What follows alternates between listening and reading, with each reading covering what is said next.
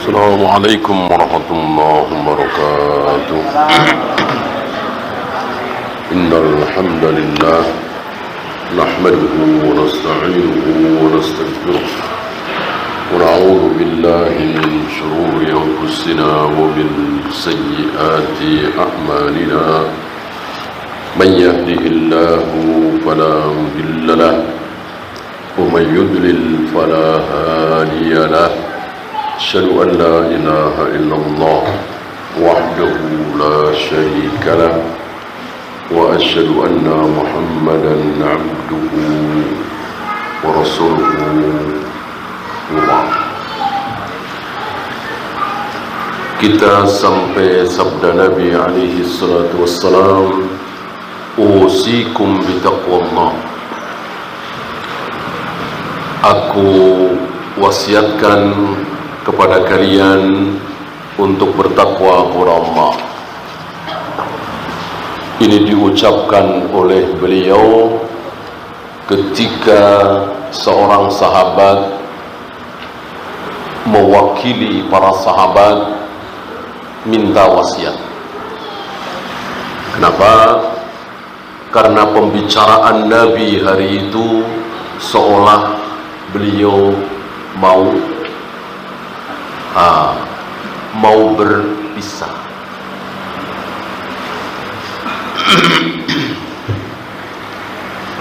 Sehingga banyak para sahabat yang menangis. Maka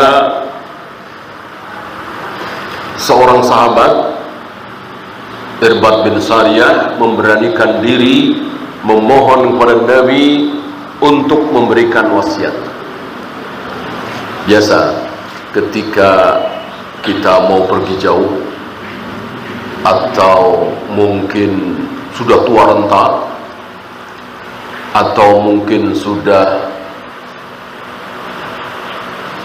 kanker stadium 4 misalnya, sudah tidak ada harapan, kata dokter sudah tidak ada harapan, biasanya memberikan wasiat. Dan sunnah kita membuat wasiat. Bahkan Ibnu Umar, tidak pernah aku tidur sebelum ada wasiat yang aku tulis di bawah bantalku. Jadi merasa bahwa ajal itu dekat, kematian itu bisa datang sewaktu-waktu. Begitulah mestinya kita. Saya, antum, besok pagi mati, mustahil atau tidak? Tidak mustahil, ada kemungkinan. Nah, karena kemungkinan itu ada, maka membuat wasiat.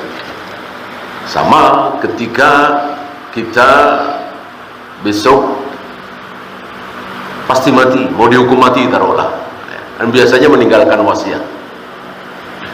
Kalau orang kafir kan permintaan terakhir apa? Biasanya gitu ya.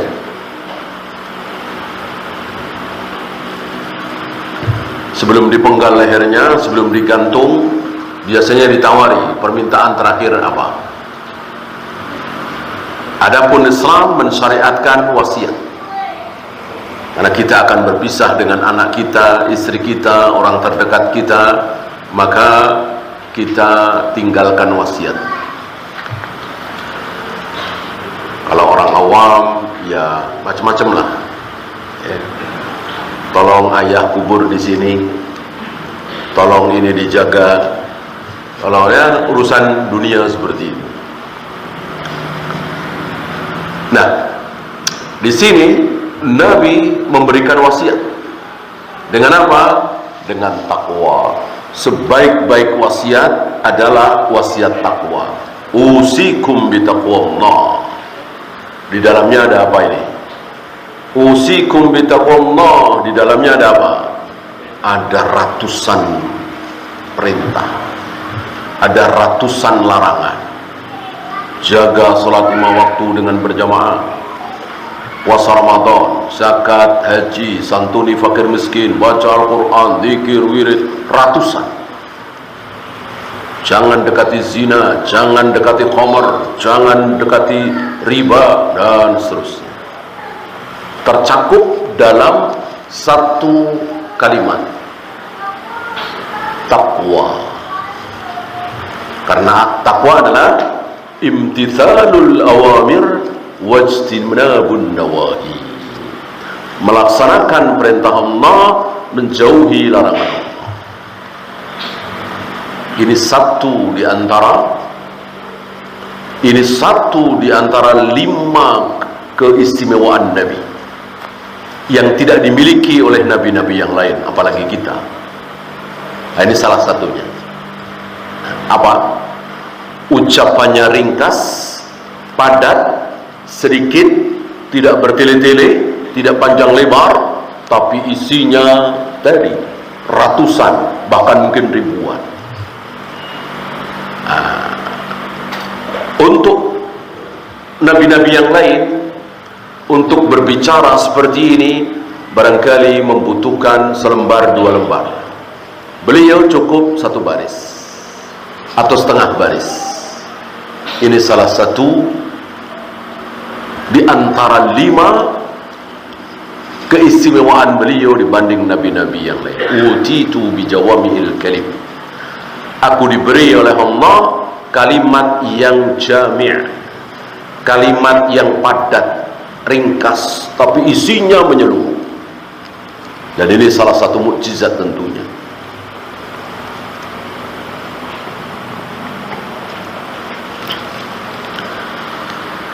Wasam'i wa ta'ati, dan aku juga berwasiat kepada kalian untuk selalu mendengar dan taat.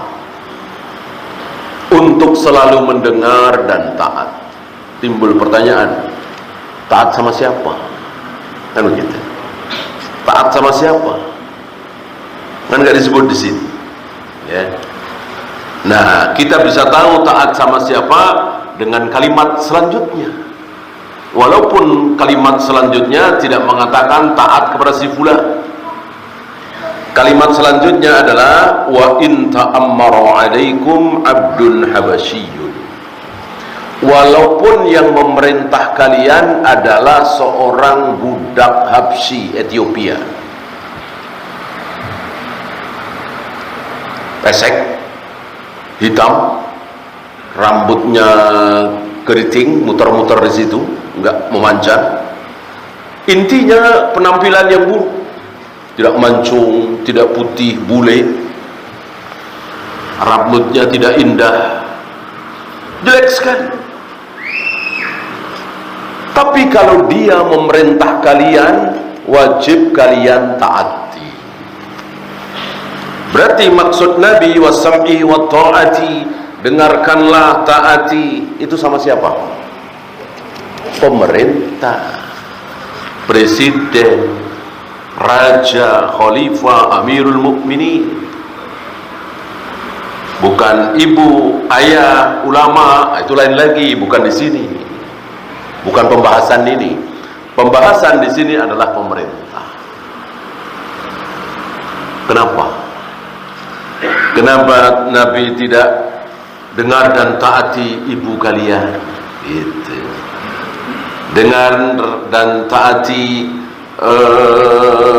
majikan kalian, atasan kalian.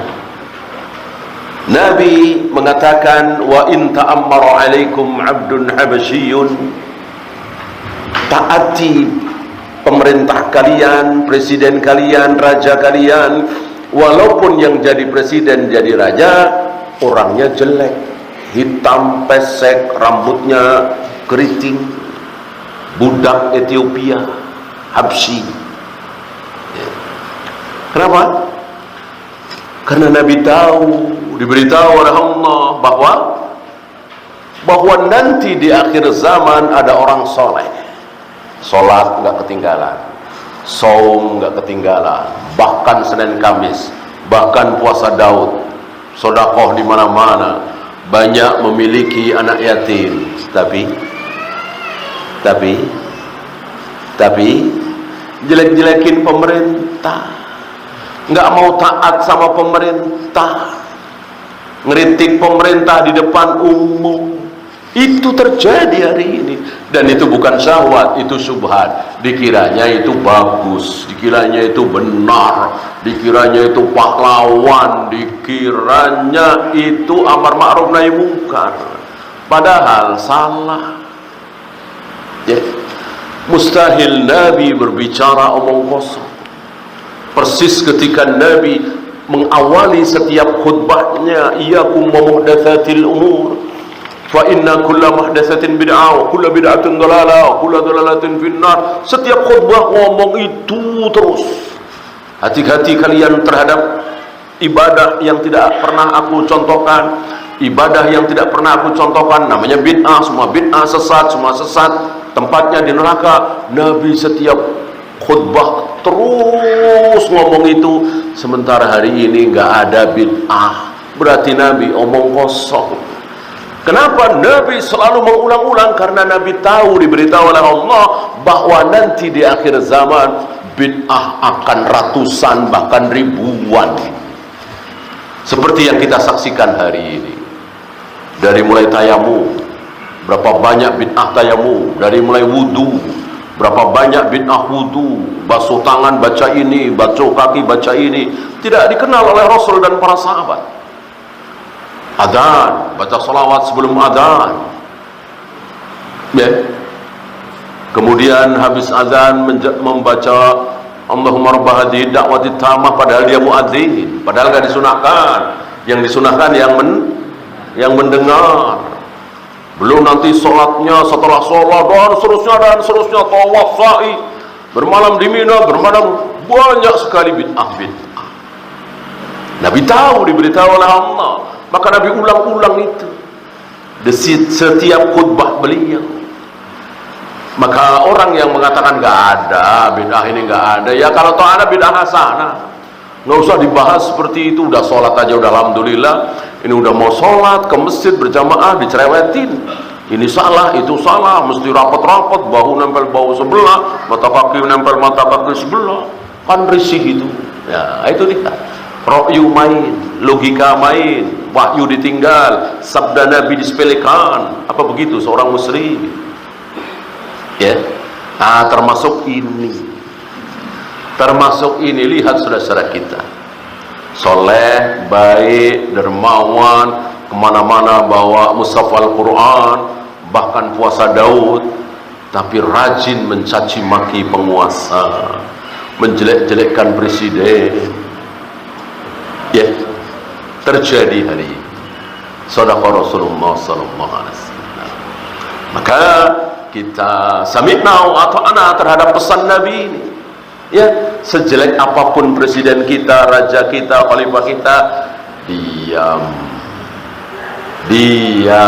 Apalagi dengan sabda Nabi berikutnya, hartamu diambilin, punggungmu dipukulin sama presidenmu, sama aparat atas perintah presiden, khalifah.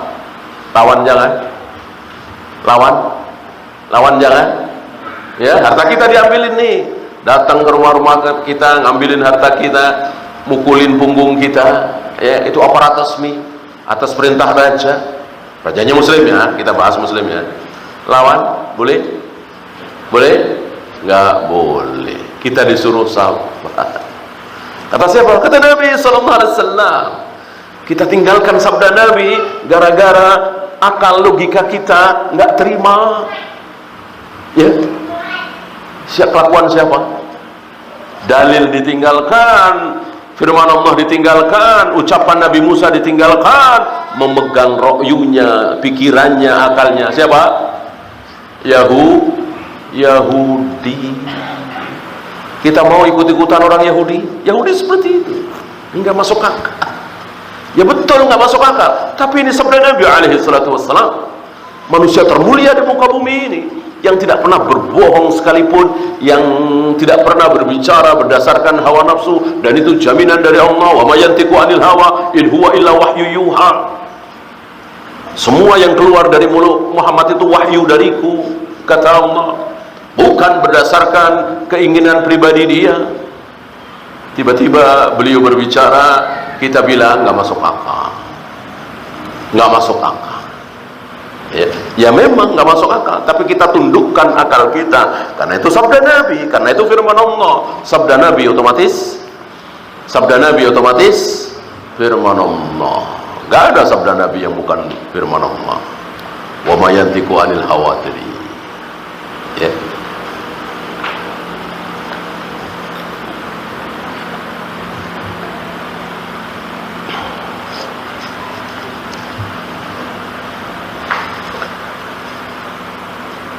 Fa innahu may ya'ish minkum, karena kalian yang akan hidup lama sepeninggalku, bukan sebulan 2 bulan, insya Allah bukan setahun 2 tahun. Setahun 2 tahun setelah Nabi wafat, keadaan masih baik, masih mirip-mirip zaman Nabi, walaupun tidak sama persis. Setahun 2 tahun, 3 tahun 4 tahun masih 7 tahun 8 tahun 9 tahun masih, ya, sampai 12 tahun kira-kira 12 tahun Nabi wafat, baru muncul fitnah pertama kali di muka bumi, di dunia Islam. Apa? Khawarij. Ya, dimulai dari ambruknya Umar bin Khattab saat mengimami salat subuh, ditusuk oleh Abu Lu'lu' si Majusi ini, budak dari Mughirah bin Syu'bah, dari belakang ambruk beliau. Dimulai dari situ baru muncul fitnah. Maka dikatakan oleh Abu Dzar mengikuti sabda Nabi, Umar qaflul fitnah, Umar gemboknya fitnah. Jadi ketika Umar masih hidup, fitnah itu digembok, nggak muncul. Muncul fitnah ketika Umar terbunuh itu. Dikatakan qaflul fitnah.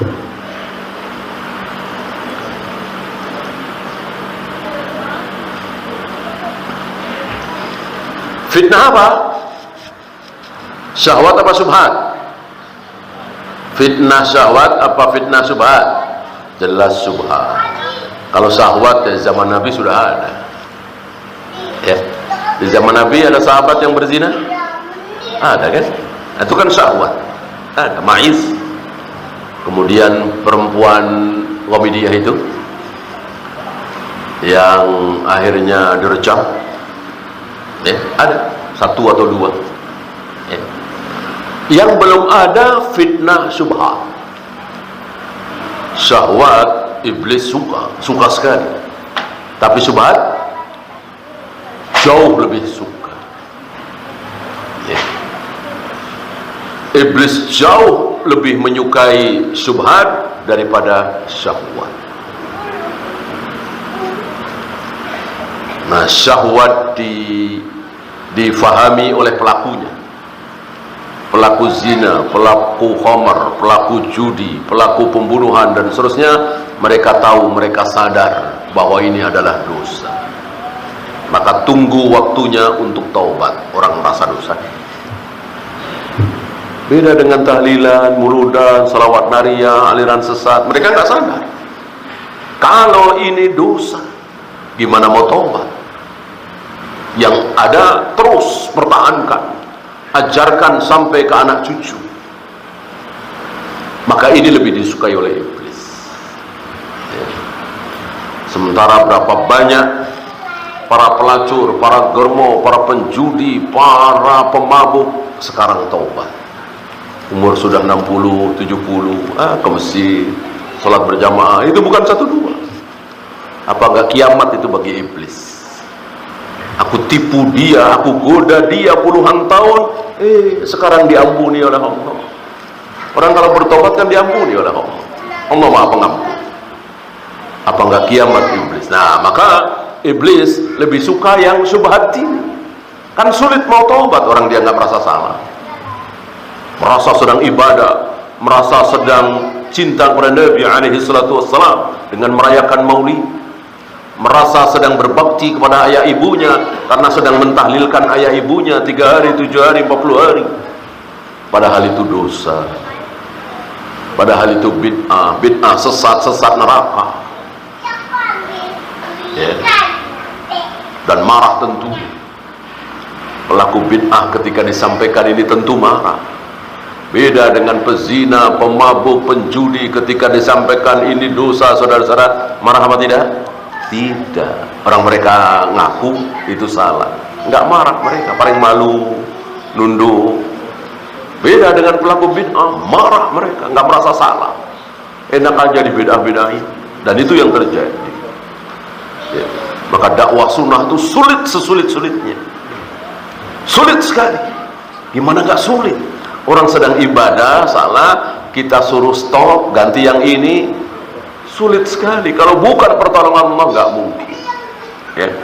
Maraknya dakwah salaf hari ini, kalau bukan pertolongan Allah, nggak mungkin. Ini pertolongan Allah, bukan karena dai-dainya yang hebat, bukan karena dai-dainya yang berilmu, bijaksana, sopan santun, enggak, karena kehendak Allah.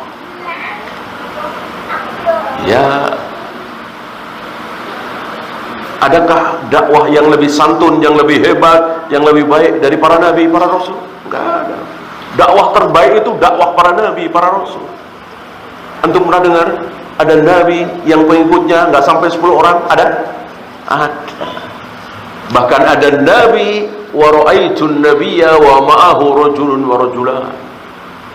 Kata Rasulullah, aku tahu ada seorang nabi yang pengikutnya cuma 1 atau 2 orang. Bahkan wa ra'aitun nabiyya wa laisa ma'ahu ahad. Aku tahu ada seorang nabi yang tidak punya pengikut sama sekali. Apakah si nabi ini nggak becus, nggak bisa dakwah, nggak sopan ucapannya, nggak hikmah? Oh, kufur kita, kufur ucapan ini. Nggak ada nabi yang nggak becus, nggak ada nabi yang tidak alim. Tentu dia alim, sopan, santun, bijaksana, sabar, tapi memang Allah tidak menghendaki dia punya pengikut satupun. Nah, sementara seandainya di negeri kita ini marak dan semakin marak, ini adalah karena kehendak Allah. Ya, maka tidak perlu para dai itu mempoles-poles dakwahnya.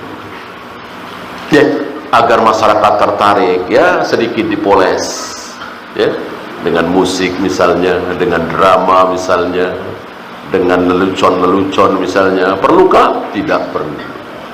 Kita serahkan kepada Allah. Kalau memang marak dan berhasil, itu memang Allah yang menghendaki. Kalau gagal, nggak ada yang mau ikut, itu memang Allah yang menghendaki. Ya.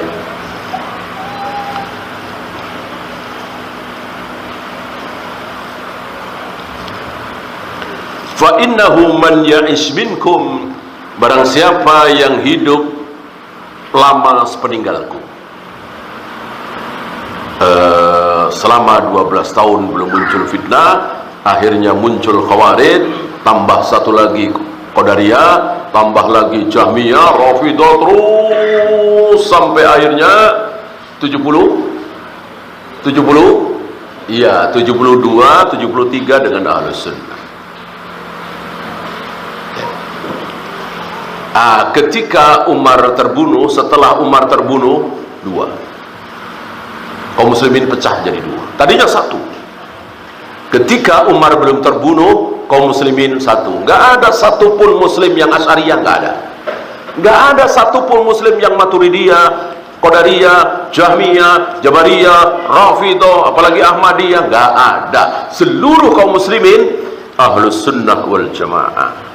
Itu sebelum Umar terbunuh, dari mulai awal dakwah Islam.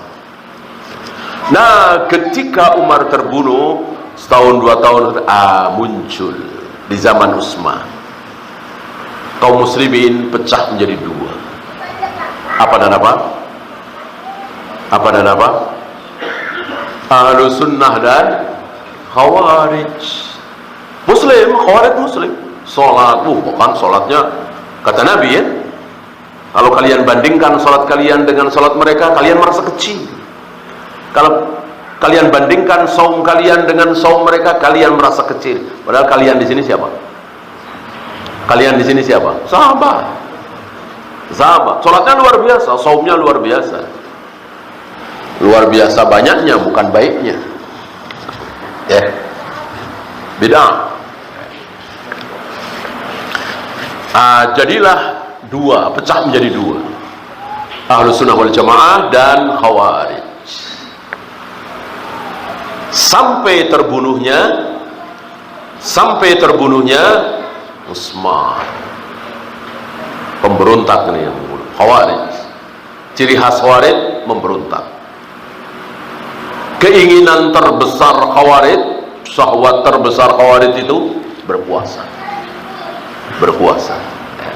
Tapi Allah tidak akan pernah memberikan, karena Allah sudah membuat sunnatullah, bahwa Allah tidak akan memberikan kekuasaan kepada orang-orang yang jauh dari keadilan. Orang Khawarij ini jauh dari keadilan, nggak adil sekali. Bayangkan ada orang sholat, saum, zakat, haji, baca Al-Quran, zikir, wirid, sekali minum khamar, kafir katanya. Itu kan jauh dari keadilan. Jangankan minum khamar, sekali bohong, kafir. Ini kezaliman orang-orang Khawarij.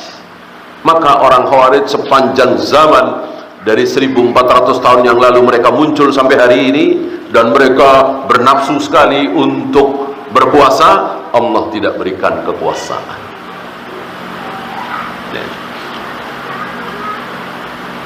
10 tahun yang lalu kira-kira, atau 9 tahun yang lalu, sebagian kaum muslimin salah sangka, ya.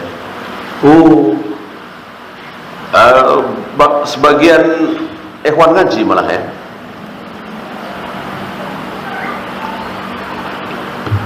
Lah ini kok berkuasa? Kata Nabi, nggak mungkin mereka berkuasa. Kok ini berkuasa? Ya, di Irak, Syria, ISIS, kan? Beberapa masyayikh yakin dengan apa yang disabdakan oleh Nabi, diyakini oleh para sahabat. Enggak. Ya. Walillahilham, enggak sampai 7 tahun. Saya kira enggak sampai 5 tahun. Hancur mereka. Porak-poranda. Ya. Dan ya tidak bisa dianggap sebagai mereka punya kekuasaan, ya. Enggak ada yang mengakui sebagai negara, kan? Biasanya negara itu kan ada yang mengakui, ini nggak ada satupun yang mengakui. Saya kira Taliban waktu itu juga nggak mengakui, betul-betul nggak ada yang mengakui. Hatta negara-negara Islam nggak ada yang mengakui. Maka tidak bisa dikatakan mereka punya kekuasaan. Apalagi hari ini hancur lebur dengan sombongnya, dengan congkaknya, ya. Mereka ngerekam video nantang-nantang Panglima TNI waktu itu, siapa itu, ditantang-tantang dan diancam-ancam. Sebentar lagi kami akan ke Indonesia dengan pasukan untuk menyerang kalian, katanya. Habis, mati semua. Sebagaimana disabdakan oleh Nabi alaihi salatu wassalam, kullama dhahara minhum qarnun quti'a, kullama dhahara minhum qarnun quti'a, kullama dhahara minhum qarnun quti'. Diulang-ulang oleh Nabi. Setiap kali mereka muncul di permukaan, sikat. Muncul ke permukaan, dihabisi. Muncul ke permukaan, diperangi, habis. Dan seperti itu, dari mereka mulai muncul di zaman Utsman, habis oleh Ali bin Abi Thalib, terus muncul lagi, dihabisi, muncul lagi, dihabisi. Terakhir kita saksikan. Walaupun yang menghabisi tidak harus Ahlus Sunnah, yang menghabisi tidak harus kaum muslimin, apalagi Ahlus Sunnah. Kalau menghabisi hujah mereka, iya, Ahlus Sunnah yang bisa. Selain Ahlus Sunnah tidak bisa menghabisi, menghancurkan hujah mereka.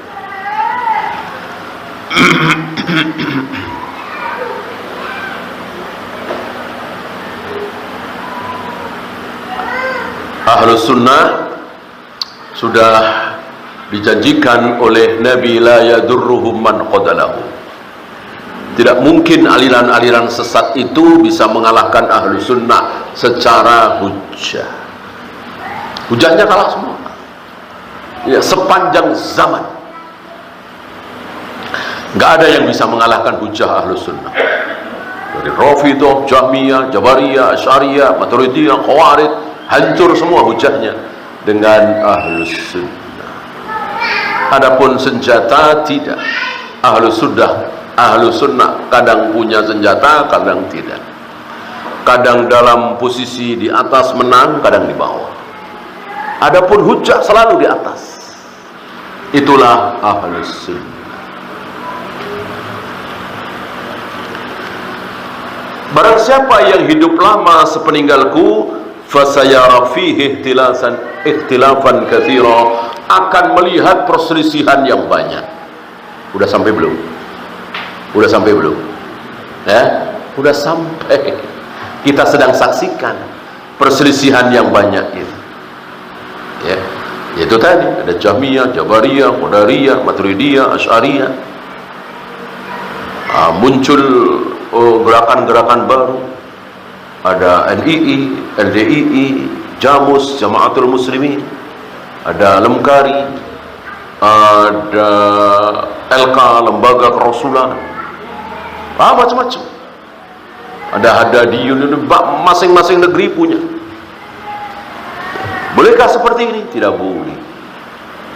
Tidak boleh. Satu-satunya nama yang boleh ada adalah nama yang tersebar di kalangan para sahabat, Ahlus Sunnah wal Jamaah, atau Al-Firqatun Najiyah, atau At-Ta'ifatul Mansurah, atau Al-Ghuraba, atau As-Salaf, Salafi.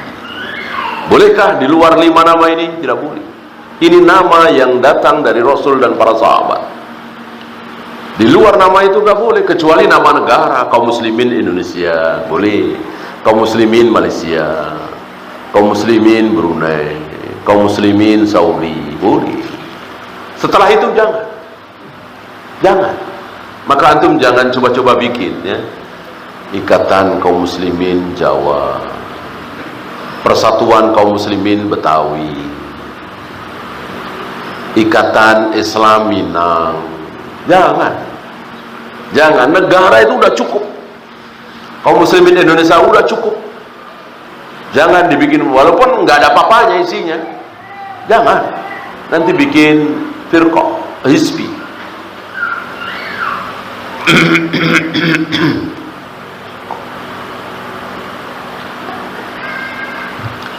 Kaum muslimin terkotak-kotak menjadi negara-negara Islam, itu yang terbaik apa tidak?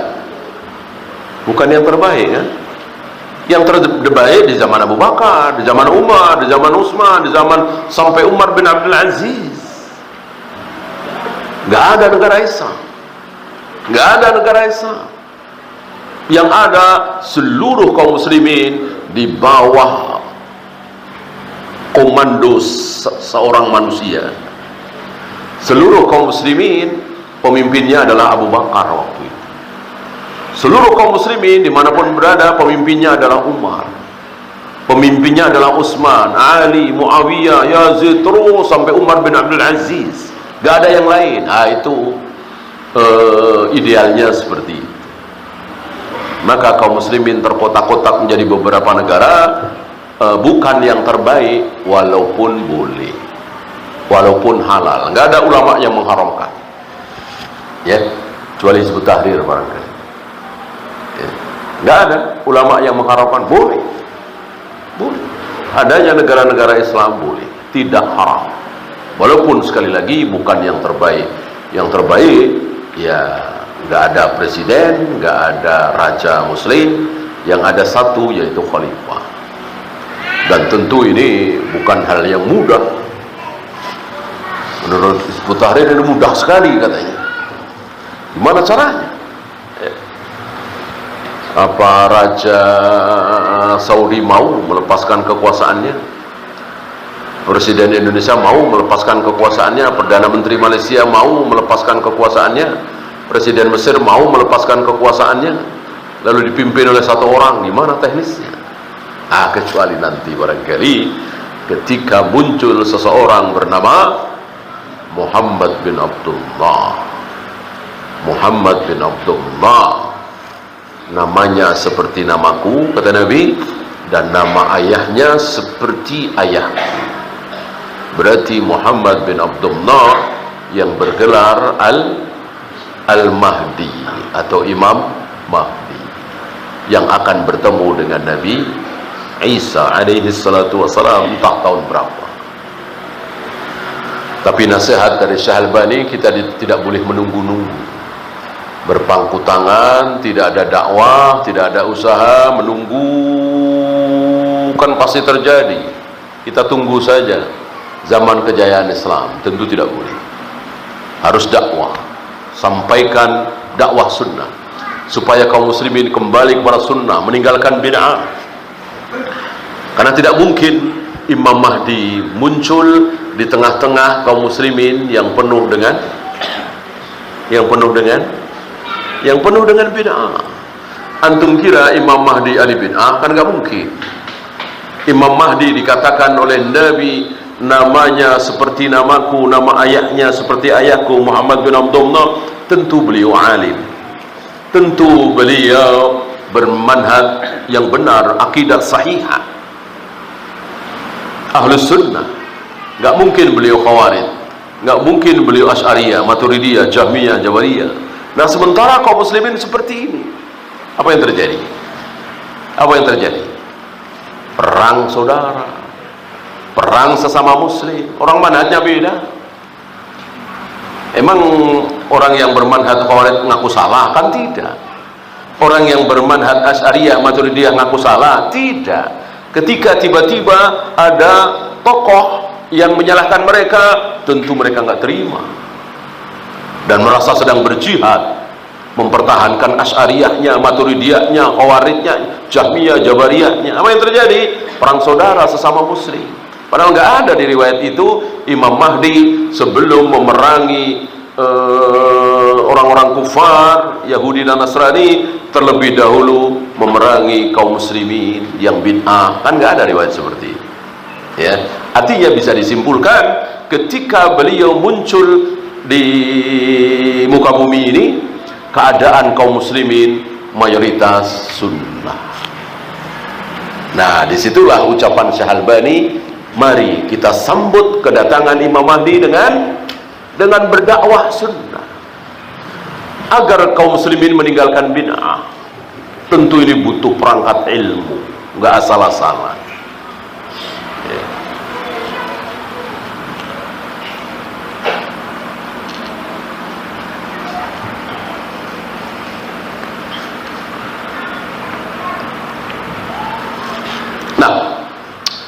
Bagaimana nasihat beliau ketika terjadi perselisihan yang banyak luar biasa itu?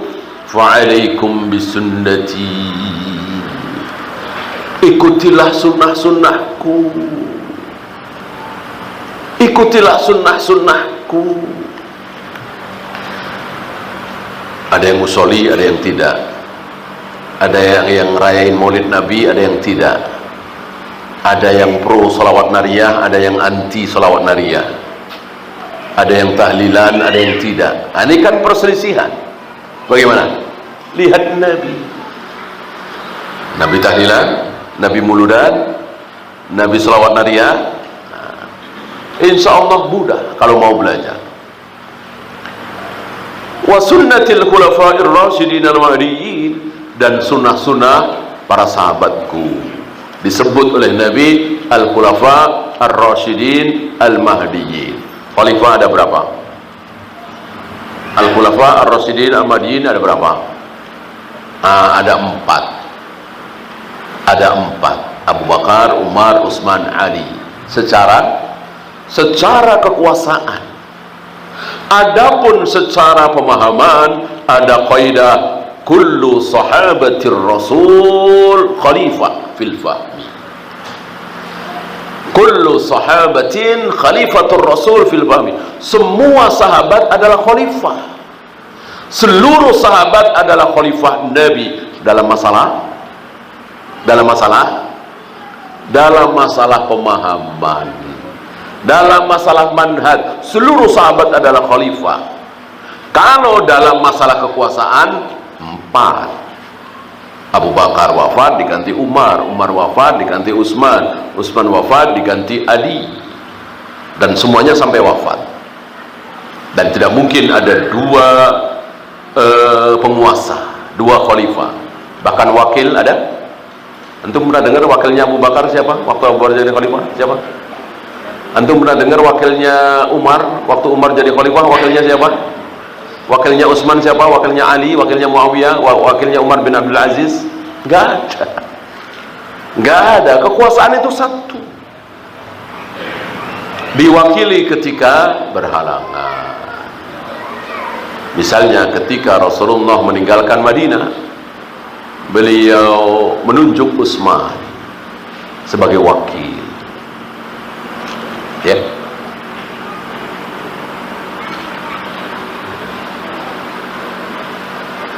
Ketika ada ya nggak perlu wakil, orang ada kok diwakili. Aneh ya. Presidennya ada nih, diwakili, ada wakilnya, aneh. Ya. Wakil itu diperlukan ketika berhalangan, ketika khalifah berhalangan. Maka fa'alaikum bisunnati wa sunnatil khulafa'ir rasyidin al-mahdiyyin, artinya ikutilah sunnahku dan sunnah para sahabatku. Pertanyaan, kenapa sahabat dibawa-bawa? Apa nggak cukup? Ikutilah sunnah-sunnahku, titik. Jawabnya nggak cukup. Kalau ikutilah sunnah Nabi, titik, berarti berarti kita boleh nikah dengan 9 istri sekaligus. Berarti kita boleh puasa wisol, ya. Begitu maghrib puasa, begitu maghrib nggak makan apa-apa, nggak minum apa-apa, nyambung sampai besok. Itu kan Nabi melakukan, kita ikuti, ya. Berarti kita tidak boleh puasa Tasu'a 9 Muharram, orang Nabi nggak pernah. Berarti nggak boleh merubah Ka'bah, orang Nabi nggak pernah merubah Ka'bah, dan seterusnya dan seterusnya. Ada beberapa kebaikan sunnah ibadah yang Nabi belum lakukan. Ya. Sahabat nggak ada. Adakah perbuatan sahabat yang tidak boleh kita ikuti? Nggak ada. Sahabat dengan kita sama persis, sama-sama manusia, bukan Nabi, bukan Rasul, tidak maksum, bukan malaikat. Ya. Maka perlu alaikum bisunnati wa sunnatil khulafa'ir rasyidin al-mahdiyyin. Termasuk kita tidak boleh salat tarawih berjamaah setiap malam di bulan Ramadan. Orang Nabi nggak pernah tiap malam. Dalam sekali Ramadan paling Nabi 2 kali, 3 kali, kadang 4 kali. Nggak pernah tiap malam. Ya. Kenapa kita berani tiap malam? Seluruh kaum muslimin di muka bumi ini semuanya berani tiap malam sampai Masjidil Haram, Masjid Nabawi. Karena para sahabat tiap malam. Termasuk kita tidak berani mengumpulkan Al-Quran dalam satu mushaf, bid'ah ini. Karena Nabi tidak pernah mencontohkan, memerintahkan mengumpulkan Al-Quran dalam satu mushaf. Kenapa kita berani? Karena sahabat melakukan. Maka perlu dibawa di sini. Alaikum bisunnati wa sunnatil khulafa'ir rasyidin al-mahdiyyin. Ikutilah sunnahku dan sunnah para sahabatku. Ya.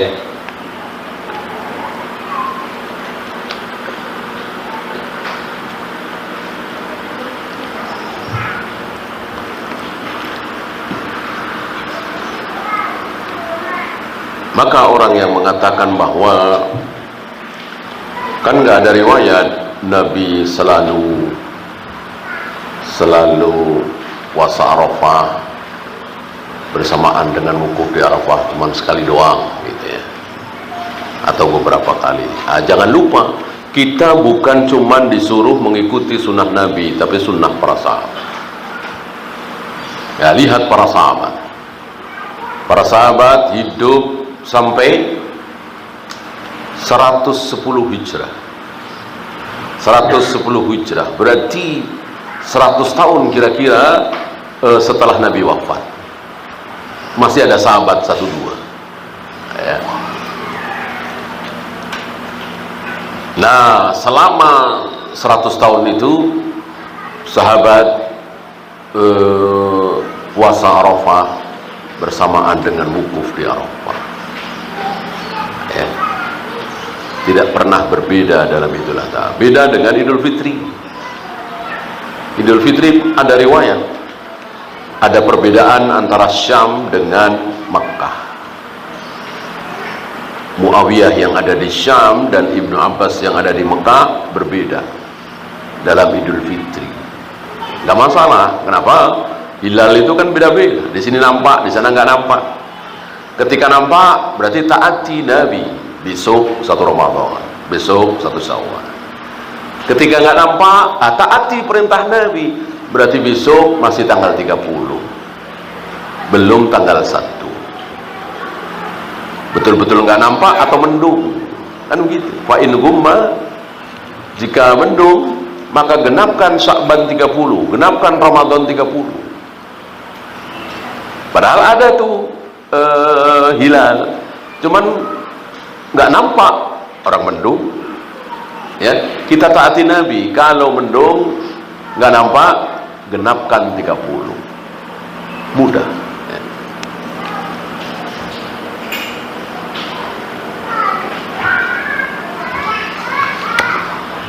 Tamassaku biha, pegang teguhlah. Bahkan wa'addu 'alaiha bin nawajid, gigit dengan gigi geraham. Antum pernah menggigit dengan gigi geraham? Sulit sekali lepas. Beda dengan gigi seri, gigi taring. Ketika gigi geraham itu kita gigit dengan gigi geraham, sulit lepas. Nah, disinilah berpegang kepada sunnah Rasul dan para sahabat harus ngotot. Artinya jangan ngalah ya. Saya yakin ini yang dilakukan oleh Rasul dan para sahabat. Biarin orang mau berbuat apa, ngomong apa, saya gigit dengan gigi geraham.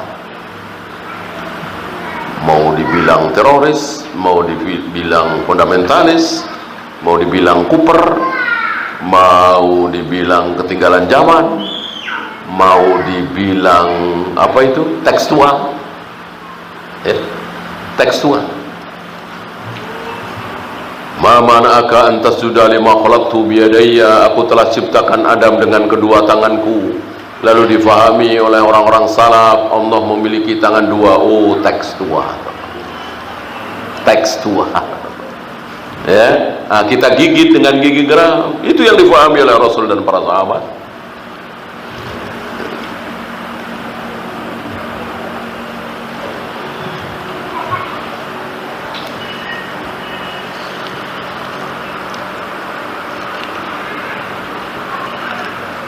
Wa iyyakum wa muhdatsatil umur, dan hati-hati kalian terhadap perkara-perkara yang baru.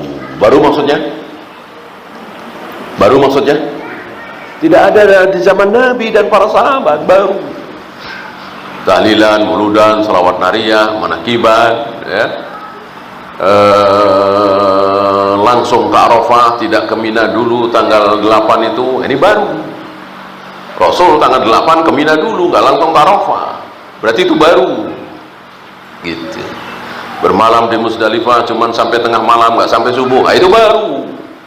Rasul dan para sahabat sampai subuh, kecuali wanita dan anak-anak yang lemah boleh langsung melempar jumroh Aqabah. Sudah melewati mikot, belum pakai pakaian ihram, ini baru.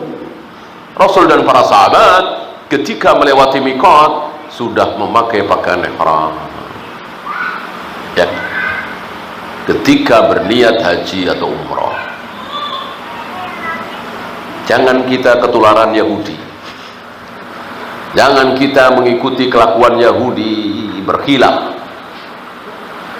Karena dari Jeddah nggak langsung ke Mekah, ke Madinah dulu. Bilangnya apa? Kita niat umrohnya nanti aja ketika sudah sampai Madinah. Jadi kemarin-kemarin nyari travel, bayar travel, niat apa tuh? Ya. Bilangnya nanti kita niat umrohnya dari Madinah saja. Nah, ini kilah Yahudi. Padahal ketika mendarat di Jeddah dari Jakarta, sudah melewati mikot apa belum? Sudah melewati mikot apa belum? Sudah. Ketika melewati mikot sudah harus memakai pakaian yang haram. Kok jadi kalah faham, kalah pinter sama pilot, sama pramugari, ya. Pilot pramugari ngasih tahu 1 jam lagi kita melewati mikot. Bahasa Arab, bahasa Inggris, bahasa Melayu, bahasa Indonesia, ya.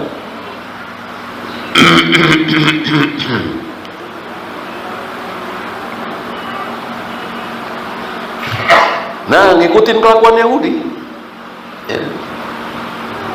Karena nggak mau repot, ya salah sendiri. Kenapa dari Jeddah nggak langsung ke Mekah, kan tinggal 1 jam. Kenapa ke Madinah dulu yang 5 jam? Ya, agak aneh nih travel seperti ini. Ya. Maka kalau antum umroh, tanya mendarat di mana. Jeddah misalnya, langsung Mekah apa ke Madinah dulu? Kalau langsung Mekah, nggak bolehlah antum ikut. Madinah dulu jangan. Masuk mau pakai pakaian ihram berhari-hari?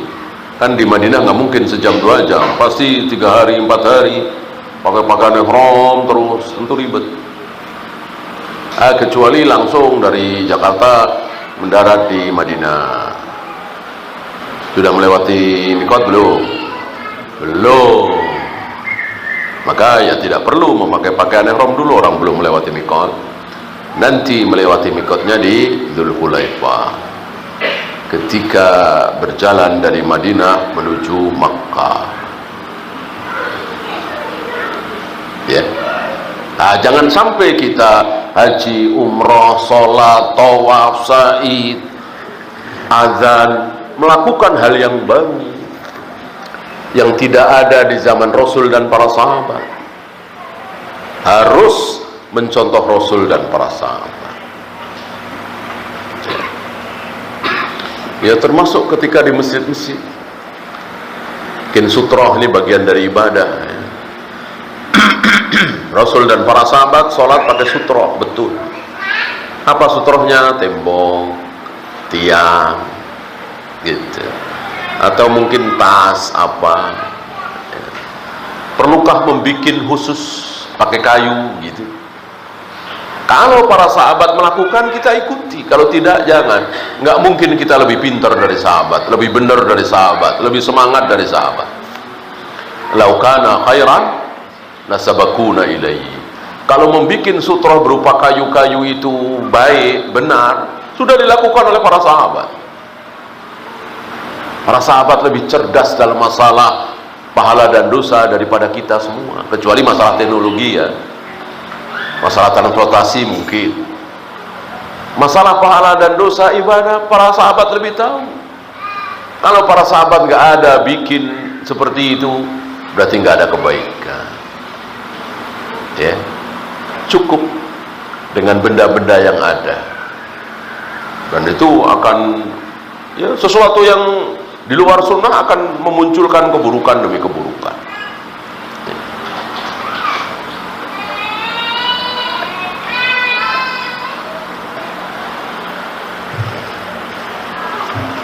Fa inna kulla muhdatsatin bid'ah, karena hal yang baru itu pasti bid'ah. Baru dalam hal ibadah tentunya. Ibadahnya pun ibadah yang apa? Pernah kita bahas di majelis ini. Ibadah yang apa? Ibadahnya pun ibadah yang apa? Ibadah yang ibadah yang mahdhah. Adapun ibadah ghairu mahdhah, enggak nyontoh Rasul dan para sahabat, enggak masalah.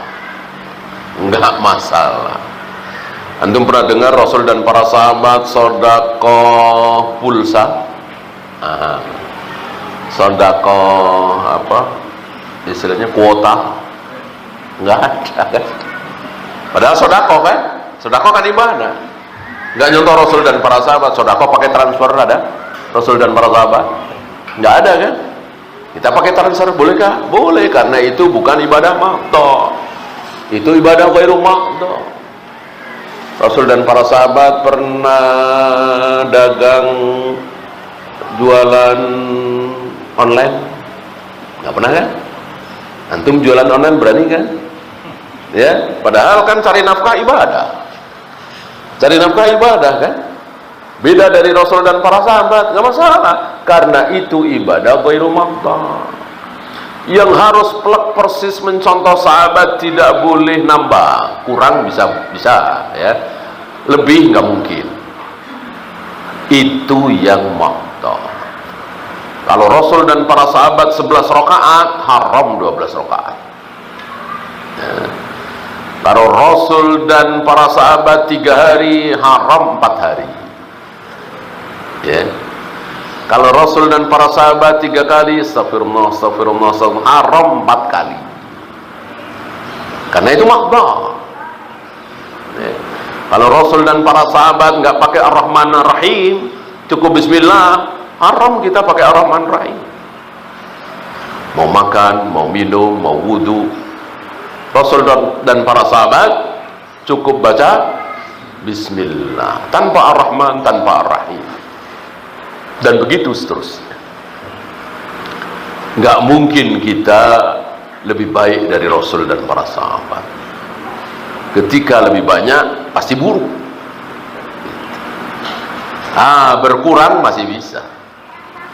Rasul dan para sahabat yang mulai 11 rakaat, kita cuma bisa 9 atau 7, boleh? Boleh, masih bisa. Kalau kurang masih bisa. Kalau lebih nggak mungkin. Nggak mungkin. Ketika lebih ya bid'ah, terancam sesat neraka. Maka pelajari terus bagaimana Rasul dan para sahabat sholat, saum, zikir, wirid, dan seterusnya. Jangan sampai melebihi.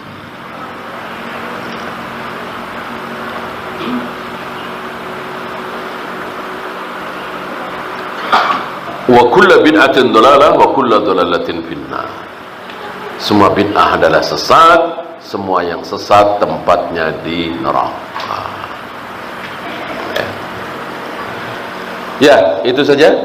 Ada pertanyaan, silakan.